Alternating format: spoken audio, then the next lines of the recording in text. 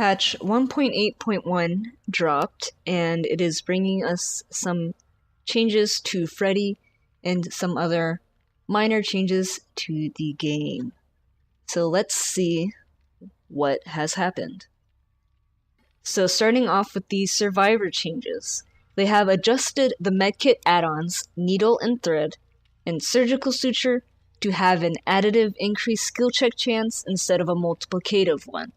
So Surgical Suture skill check chance is a 5% increase at moderately, and then the Needle and Thread is a 3% chance at slightly increased. So if you stack both of these add-ons on a medkit, you get an 8% increased skill check chance. Medkit descriptions have been updated to accurately depict what they do.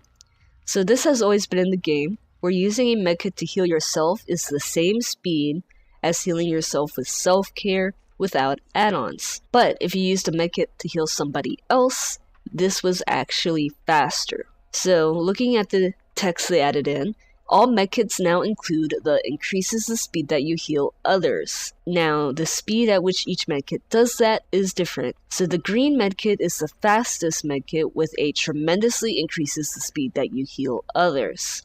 The purple and yellow medkits are just a considerably increases the speed that you heal others.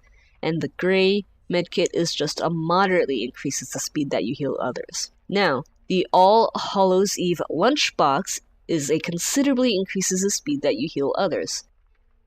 Adrenaline is the one survivor perk that has seen a change this patch, and it's actually been buffed in a way. So the tier 1 and tier 2 versions have been basically set to the tier 3 version. So at all tiers, you instantly heal from injury or dying state and sprint at 150% your normal running speed for 5 seconds when the exit gates are powered. Adrenaline is on hold if you are disabled at the moment it should take effect and will activate when freed. Adrenaline ignores exhaustion. Here's the bit they added onto Adrenaline at all tiers. Adrenaline will wake you up if you are asleep when it triggers. And then the only difference now between the tier 1, the tier 2, and the tier 3 versions of Adrenaline is the exhaustion timer. So, as with all other perks, the exhaustion timer is 60, 50, or 40. Now for the general killer changes. The killer changes made this patch were mostly a bug fix with the lunge, where they said there was a bug that made the 0.3 seconds of the attack always play and made lunges feel longer. In fact, we are playing the full attack phase animation, allowing the killer to fully swing before playing the blade wipe animation. We have made a tweak this patch where this is not true for the obstruction hit. An obstruction, as soon as it is registered, will go into the obstruction hit cooldown.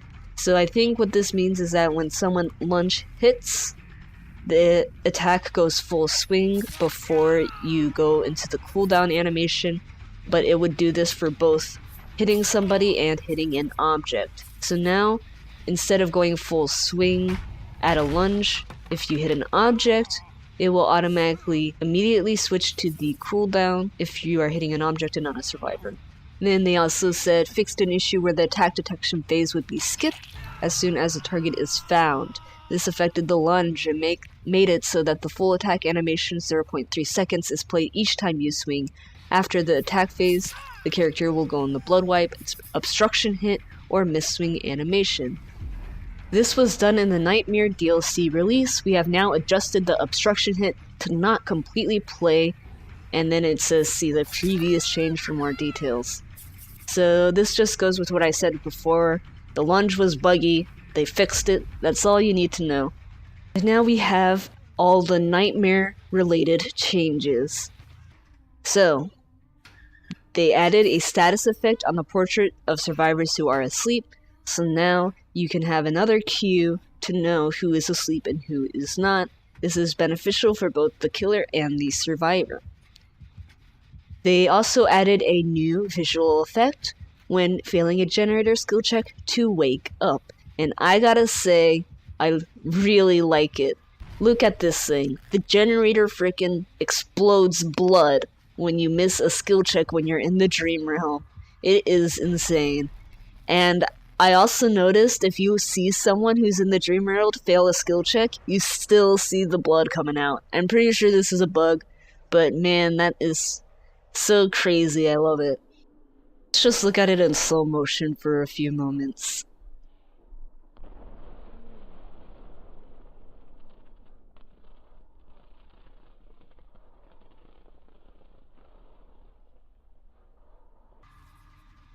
They remove the ability to wake up survivors in a crawling state. Now, when healed to the injured state, they will automatically wake up. Now, it's good to know, Unbreakable and No Mither work with this. So, as you see here, I'm on the ground, I get up with Unbreakable, and I automatically wake up. My friend, who has No Mither, is on the ground, he gets up, he wakes up, without me having to wake him up. So this is a good change, I think. It reduces Freddy's power to slug.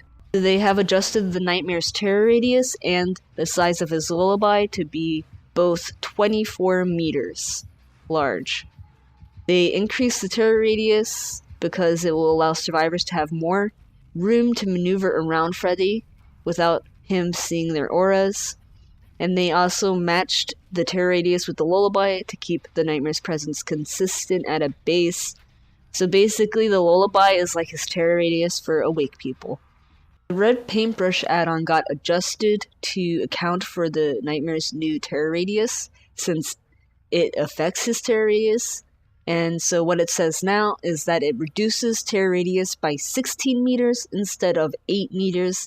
This is an adjustment since we increased the terror radius to 24 meters as a base for Freddy. Okay, next up we have the increase the Nightmare slowdown when successfully putting someone to sleep from 1 to 3 seconds. This slowdown will be more present and give survivors a slight window to put distance between themselves and Freddy before falling asleep. So how this works is that when Freddy hits someone with his ability, you see my fist is clenched for a longer period of time and my movement speed is slowed down for 3 seconds. Now if you hit another person right after hitting your first target, the cooldown is reset. So you would have another 3 seconds to wait before you are able to resume your normal speed. As a survivor is in the dream transition, the Nightmare will now appear twice briefly during that time instead of being visible throughout the entire dream transition. So he will basically appear twice and disappear twice before you go inside the dream world completely.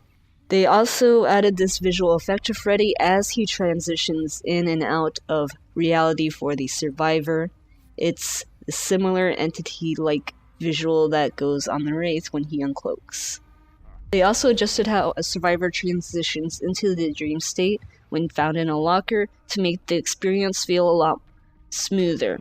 So as you can see, when Freddy opens the locker, he suddenly appears with the same visual effect that happens when he's in the dream transition and pulls me out. Then they also made it so when the Nightmare destroys a generator, it does not sound like he is breaking a pallet anymore. It will sound like he's breaking an actual generator. So that minor bug has also been fixed. And finally, his Memento Mori has been adjusted so that now it is taken place entirely in the dream world. It does not transition between the dream world and the real world. And that covers all the big changes made in this patch. If you want to know more details about the bug fixes that they did alter a lot of things on the bottom preschool map because there was a lot of areas that were a bit wonky where survivors could go through but killers could not. So they fixed a lot of collision there. And they also fixed some things on maps like Treatment Center and the Red Forest.